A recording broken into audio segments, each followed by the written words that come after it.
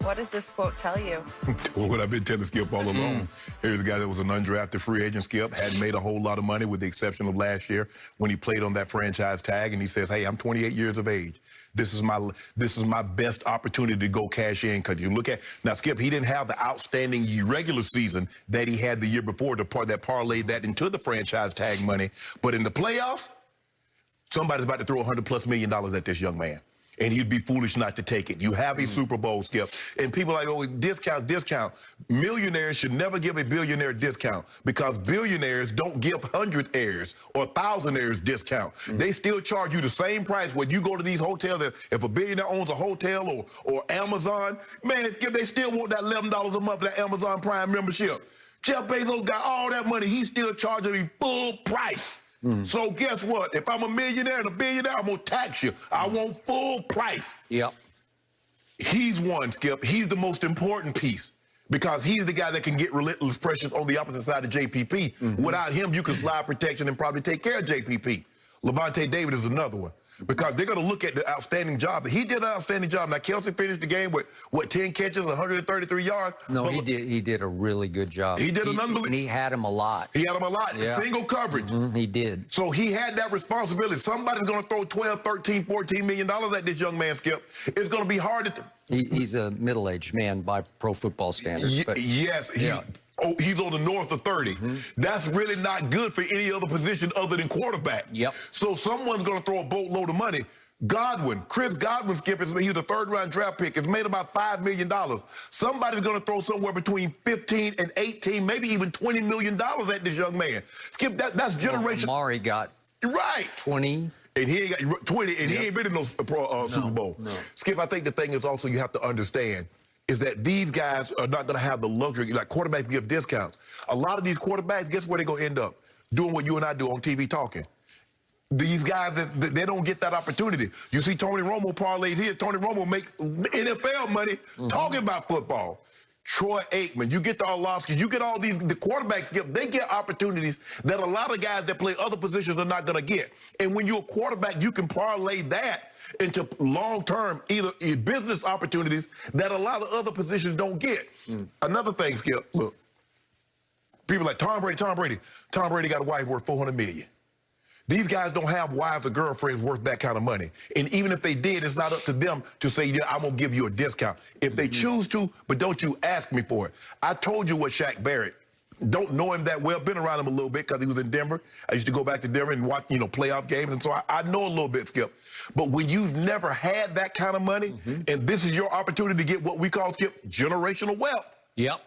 Yeah, Skip, you take that opportunity. I'm sure he would love to come back. And if they can come, but they can give him $20+ million and bring him back, sure. I tell you another guy that's going to probably leave, Ndamukong Suh. Somebody's going to throw a boatload of money at him, Skip. Somebody's going to give him probably 2 years, $20+ million. He's going to be gone too. I'm not sure it'd be a boatload. It might be a canoe full. But when you at that age, when you start getting 33 and 34, Skip, and he's got a little mercenary in him where he doesn't mind moving. Exactly. When you start to get 33, 32, 33, 34 on up there, and somebody says, okay, we'll give you 2 years, 20 million, 2 years, 22, Skip, you gone. I still say you are rooting for all of the above. You're rooting. Get Tom Brady out of here. No, Skip. I'm just trying to give it to the fans through personal experience, having been on teams that won Super Bowls and had free agents. They're like, man, I got my ring. Man, it's nice, but I got to go get this money. I got to go get this money. Okay, let's start with Shaq Barrett. I will remind you, he played under the tag last year. Right. And they are still within their rights to re-tag him. Right. And that tag would be for $19 million. Not bad, but it's not break the bank money like you're talking about. That's not boatload. No. And that's not the long-term security that he's looking for. So would they risk having an unhappy Shaq Barrett who would be pouty or not that his heart wouldn't be in it? It's possible, possible. But they also, just don't forget, they have that option as a last gasp. You know, if we have to, we could tag him. And yet, I'm also going to remind you, this team has some cap money. In fact, it has estimated a little above $30 million in cap money. this year's cap's going to be about 180 million total per per team, but the leftover cap, the spendable cap money for the Bucks is about 30-ish million. That's 10th best in the NFL. Okay, so they have a chance to rectify all your issues here, at least one or two of them. Yeah, but they have a chance. Yes, and you probably say, okay, well, Tom, what are we going to do with Tom? You probably extend Tom. You could restructure. You could give him one more year and restructure everything and save some. Right. And for what it's worth, Mike Evans, who, again, Aaron says is the most unselfish superstar I've ever been around, and he's been around a bunch of them. Mike Evans has publicly volunteered, I will restructure if that helps keep Chris Godwin or whoever it might be. Right. Okay? So I believe this team is pretty close. I know it hasn't been together long enough to be close, like dynasty close. Right. But I think there's something brewing there where they all had a whole lot of fun doing what they just did. Well, Skip, you know, Mike Evans and Chris Godwin, they've been together. They've been a tandem for about 3 or 4 years. So they're a lot closer than, say, some of the other guys. You know, Leonard Fournette, this is his first year. AB, this is his first year. Some of the other guys, Shaq Barrett's only been there 2 years. So he and Godwin, Mike Evans and Godwin, are a lot closer than some of the other guys. But, Skip, there's something that bonds you that once you win a title, whether you just came or you've been there trolling away like Levante David and some of the other guys, you're a band of brothers now. That's an unbreakable bond. Because 10 years, 15, 20 years, when you go back to the reunion, man, we did that. You remember we did that? Yep. And by the way, they're all guaranteeing that they're going to win a second one. We'll see. But I like their chances. I give them a shot, a good shot. If you win 2 together, you're really a band of brothers. And if you somehow manage to pull off the near impossible and win first ever 3 in a row, you want to talk about band of brothers? You want to talk about historical achievement? That ain't happening. Okay, all right. You can say that, but trust me, right now Tom Brady's thinking about 3. I mean, what do you think? You don't think Patrick Mahomes thought they were going to repeat? I mean, I mean, with injury, the injury factor is so great. I mean, I don't know. Maybe it's because it gets covered every day, Skip, and we see it all the time. But it didn't seem like we had the kind of injuries in the NFL that I played in like they do now, especially with the big name guys. Well, you could make that case. All right, now let's go to the biggest name guy. It's so ironic because to me, Tom Brady is still a little underestimated and underappreciated. And in this case, I think you're underestimating what a free agent magnet he is about to be, because people look around and say, look what he just did. He said, I want Gronk. Will you come on that? Yeah, I'll come out of retirement.